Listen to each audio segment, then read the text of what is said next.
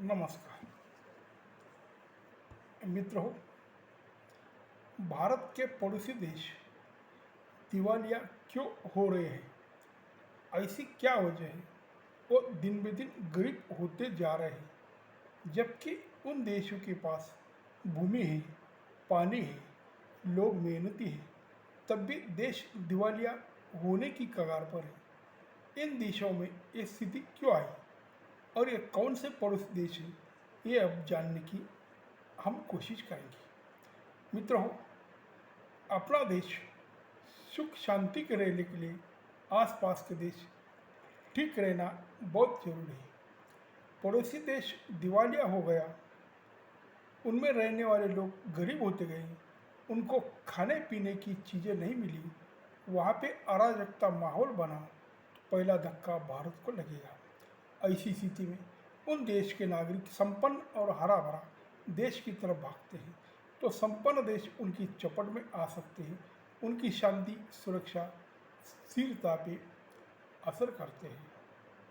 मित्रों, जब 1971 में बांग्लादेश और पाकिस्तान जंग हुई, तब बड़ी संख्या में बांग्लादेश लोग भारत में शरणार्थी बन के आए थे। उसमें से आज ही बहुत ही लोग भारत में रह रहे हैं। उनका बोझ देश की अर्थव्यवस्था पे पड़ता है और वो लोग दूसरे धर्मीय रहे तो दो धर्म में झगड़ा बढ़ने की संभावना बढ़ती है। इससे अराजक स्थिति पैदा होती है, देश डामाडोल हो सकता है। इसलिए पड़ोसी देश में शांति रहना बहुत जरूरी है। तो भारत शांति, सुरक्षा और स्थिरता पा सकता है और यही स्थिरता किसी भी देश को प्रगति की ओर ले जा सकती है। चलो फिर आज ये जान लेने की कोशिश करेंगे कि अपने पड़ोसी देशों की स्थिति क्या है और उन देशों पे एक दिवालीपन क्यों मंडरा रहा है। पहले देखे जाए तो अपना जो पड़ोसी देश है, जो पूरब उत्तर में पड़ता है, वो है नेपाल। नेपाल एक पहाड़ी देश और एक छोटा देश है। उनकी आबादी बहुत ज़्यादा नहीं है, लगभग 3 करोड़ के आसपास है। एक गरीब देश होने के नाते ये देश भारत से बहुत अच्छा तरह का रिश्ता निभाता है। उसकी एक वजह यही है कि दुनिया का ये अकेला हिंदू धर्मीय देश है भारत के बाद।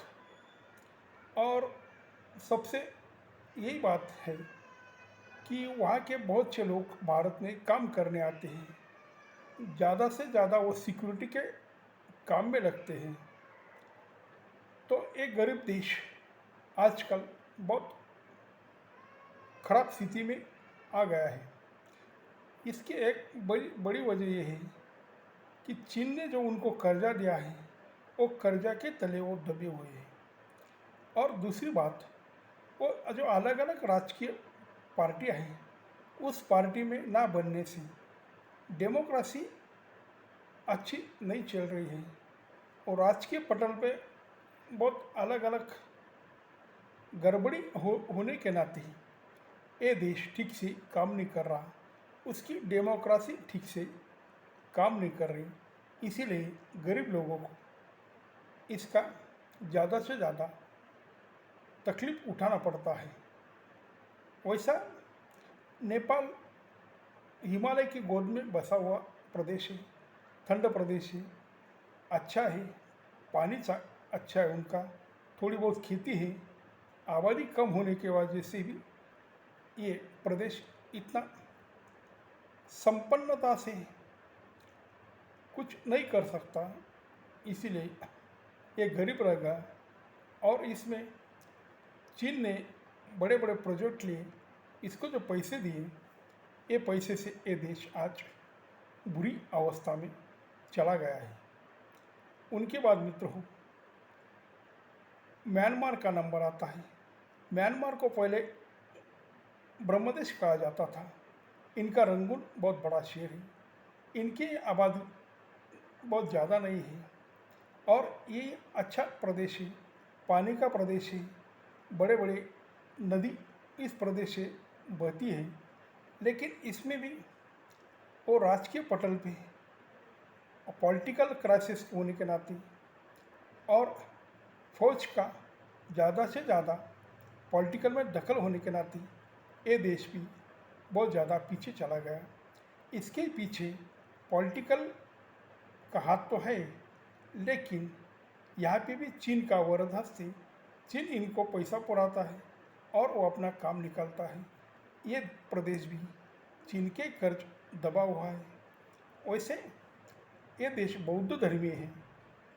कुछ साल पहले यहाँ पे कुछ जो मुसलमान थे, रोहिंग्या मुसलमान, उसमें और बौद्ध में बहुत झगड़ा हुआ था, बहुत मारकाट हुई थी। वहाँ से बहुत से लोगों ने भारत में और बांग्लादेश में पलायन कर लिया।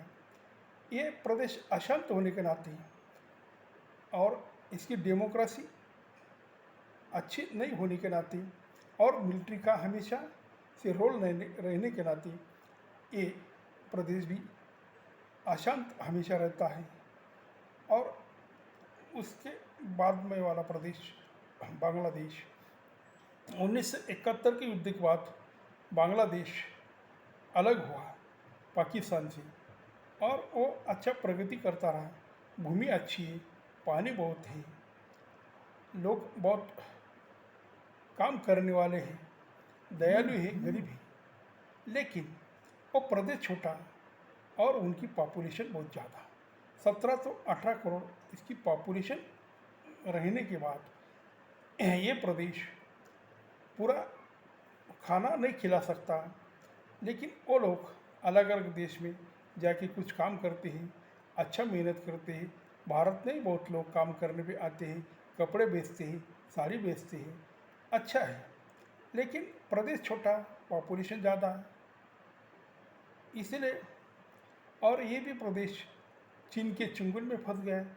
चीन ने बहुत से ज़्यादा इनको मदद की, अलग अलग प्रोजेक्ट पे काम करने के लिए पैसा दिया और आज ये चीन के कर्ज के तले दबे हुआ जल्दी डिपार्टर होने की कगार पर आ गया है। और इसके बाद में अपना दक्षिण की तरफ रहने वाला श्रीलंका, जिसको रावण की लंका कहा जाता है, ये श्रीलंका ही बहुत छोटा प्रदेश है। उनकी वैसे पॉपुलेशन कम है, ये ज़्यादा सीएरी लोगों का प्रदेश है। इसमें बौद्ध धर्मी और अपने तमिलनाडु से बसे हुए लोग तमिल, इसमें कुछ साल बहुत झगड़ा चला था, आजकल वो सब ठीक हो गया।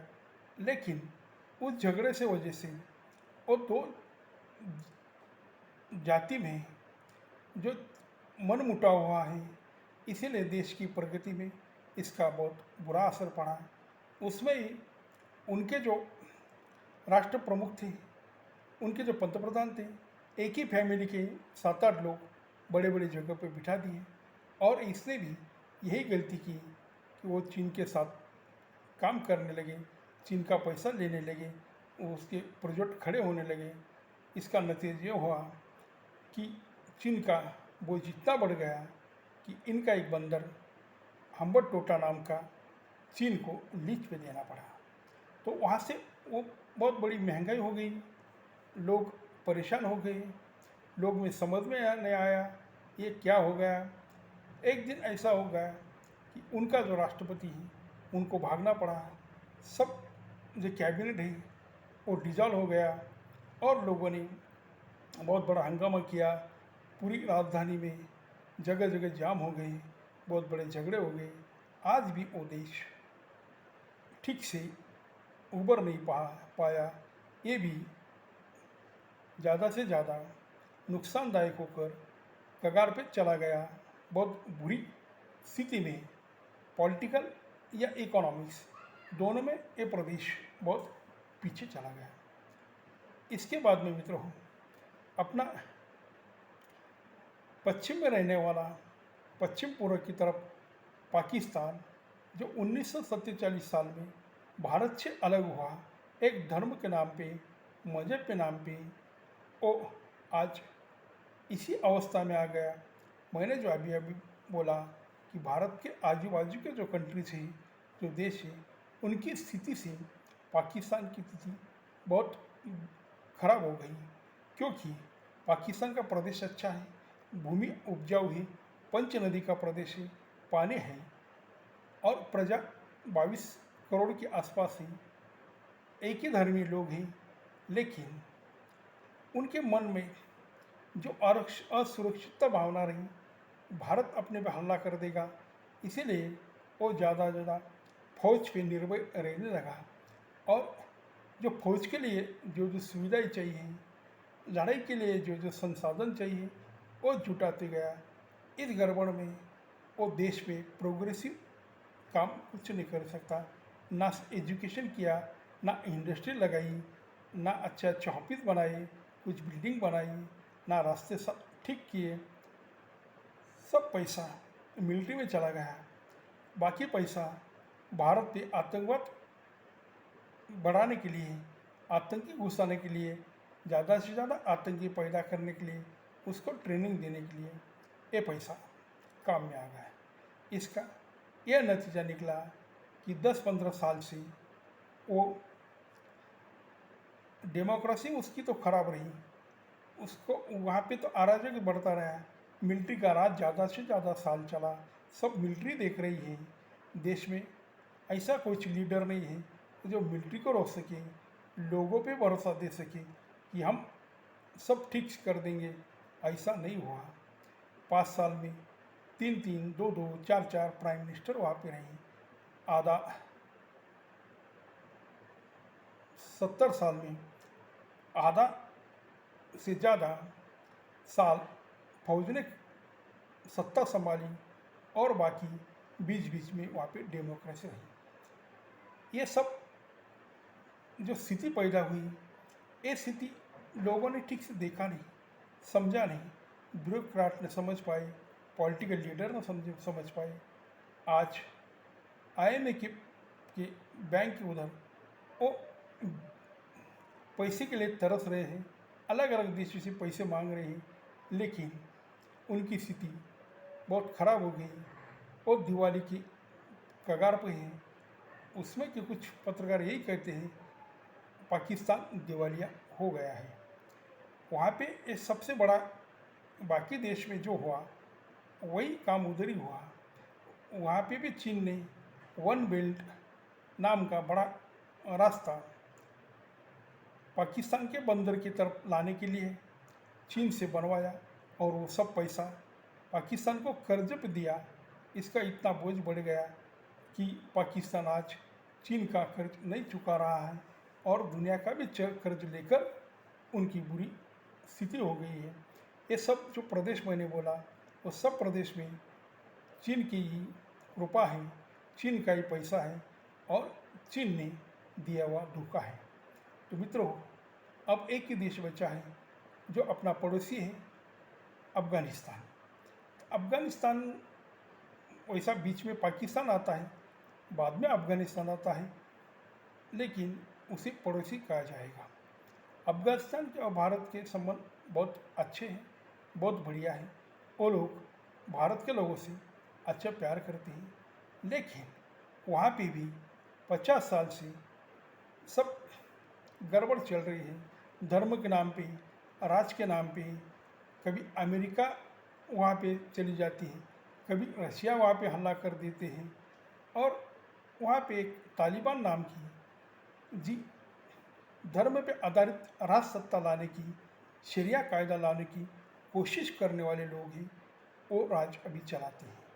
वैसा वो तो पूरा अफ़गानिस्तान मुस्लिम देश है, उनकी आबादी बहुत ज़्यादा नहीं है, प्रदेश अच्छा है, बड़ा है, लेकिन ज़्यादा हरा भरा नहीं है, पानी की बहुत दिक्कत है, पहाड़ी एरिया है, वाळवंटी भाग है।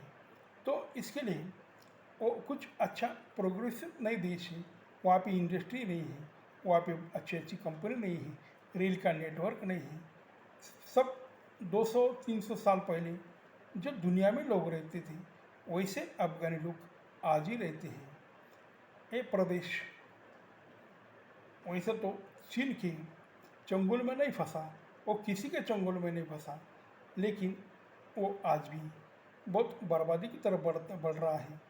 उनका जो ही कुछ संसाधन है बहुत कम है, और ये धर्म के आड़ में ये जो उनके नेता हैं और जो तालिबानी लोग हैं वो सब गरीब लोगों को ज़्यादा से ज़्यादा तकलीफ देने का काम करते हैं। वैसे भारत से उससे संबंध अच्छे हैं लेकिन धर्म के आड़ पे वो भी बाजू में पड़ता है। तो मित्रों, मैंने ये आपको ये 5-6 जो भारत के आजू बाजू के देश हैं उससे बारे में बताने की कोशिश की कि वो दिवालिया क्यों हो रही है, इसके पीछे क्या कारण है।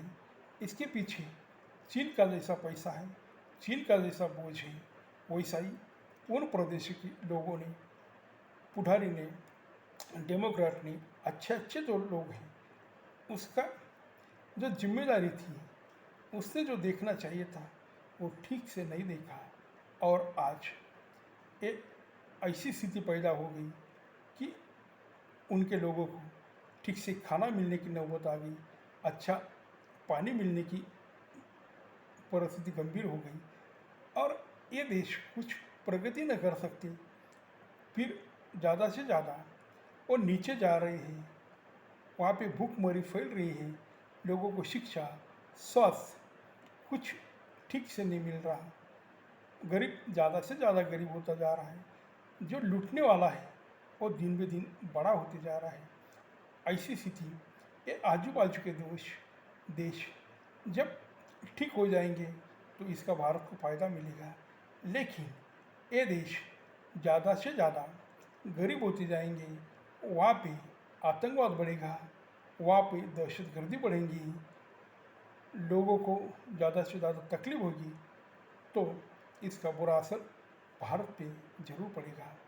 इसीलिए आज का यही विषय है कि बाजूचे देश जितने अच्छे रहे उतना भारत के लिए अच्छा है। भारत अब जल्दी से डेवलप हो रहा है, भारत बहुत आगे जा रहा है। ये आगे जाने के लिए जो बाकी देश हैं उनकी कोई ऐसी बात भारत को ना मिल जाए जिससे भारत की प्रगति पे आँच आ जाए, भारत प्रगति से कम हो जाए, ऐसा न होना ये बहुत ज़रूरी है। और भारतवासियों ने भी इस पर थोड़ा ध्यान रखना चाहिए कि समझो अपना एक घर है, बाजू का कोई पड़ोसी ठीक से काम नहीं कर रहा है, वो कुछ उल्टा पुल्टा करता है, तो उसके चंगुल में ना आके हम अपना काम अच्छा करें, उनको छोड़ दो। ऐसा ही भारत को करना पड़ेगा, इनके ज़्यादा से ज़्यादा दूर रहना और अपनी प्रगति अच्छी से अच्छी करने की ज़रूरत है। मित्रों, यही आज का विषय था कि भारत के प्रगति के लिए आजू बाजू के देश कितने साइबत हो सकते हैं, कितने अड़चन डाल सकते हैं, ये देखने के लिए ये बात मैंने आपसे ज़रूर की। नमस्कार।